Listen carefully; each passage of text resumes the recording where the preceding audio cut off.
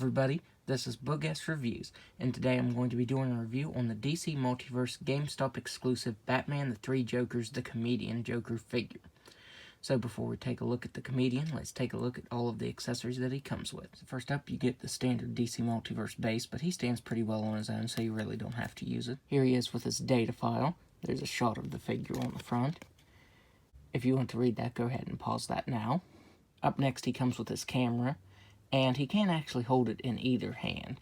The right hand is closed too much, and the left hand is too open. So you just have to put it around the collar of his jacket right there, and rest his left hand on it. And finally, he comes with a crowbar.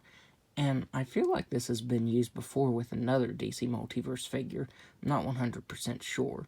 This might have been used with the Rebirth Joker, actually. But it doesn't look too bad.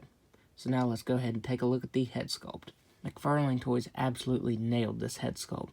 This head sculpt looks so good. It looks really eerie and creepy, and they really made this Joker head sculpt stand out. The shading around the eyes and the actual white dots for the eyes looks really good.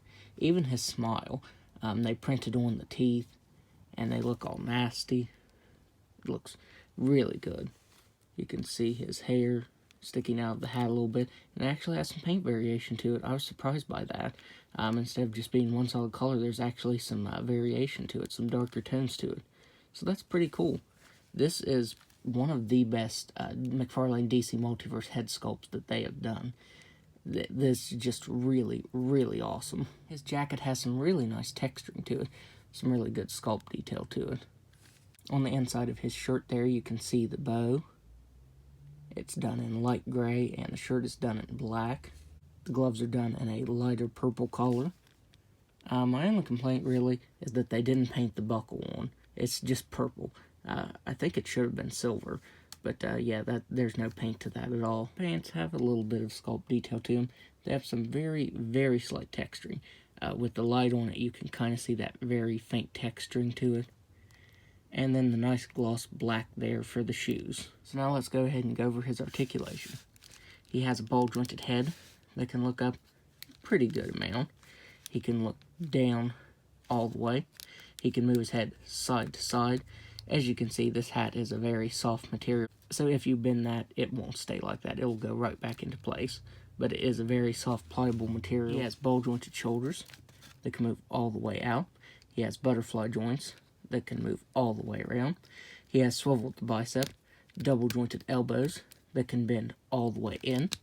He has ball jointed wrists that can move up and down very slightly. The cuffs on the jacket there do hinder that, but they can spin all the way around fine. Even though this is a soft material, I do think that it hinders the articulation right here, because I think he actually has a joint up in here, because if you look, the legs and the torso move there.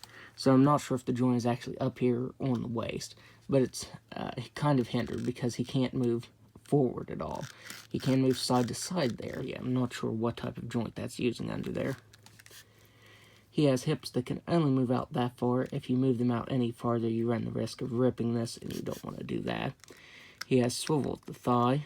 He can kick forward very slightly and back, which you could force it a little more, but like I said, you don't want to rip this or tear it or anything like that. He has double jointed knees. He has ball jointed ankles that can move down just a little bit, up very slightly, can spin all the way around, and he has swivel toes that can move all the way up. So now, let's do some size comparisons. So first up, here he is next to the Detective Comics 1000 Batman figure. Here he is next to Batgirl. And finally, there he is next to Red Hood. So overall, I would highly, highly recommend picking this up because it is a super, super awesome figure. One of the best DC Multiverse figures that McFarlane has done this year. It might be my favorite. So yeah, it's a really good figure, and I would highly recommend picking it up. It is easily the best out of the three Joker figures that you can pick up. So that's my review. If you like this review, be sure to hit the like button and subscribe to my channel. Thanks for watching.